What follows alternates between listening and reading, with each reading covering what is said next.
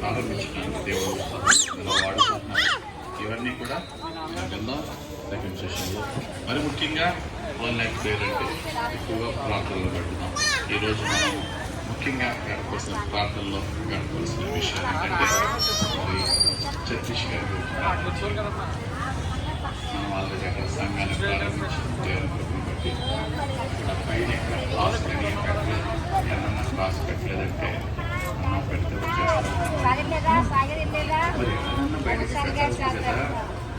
ఆదివారం కాస్త స్పీకర్ తీసుకెళ్ళాము. అదే అన్న బయలుదేరుతుంది, కొంచెం ప్రార్థన చేయండి అని అన్నారు.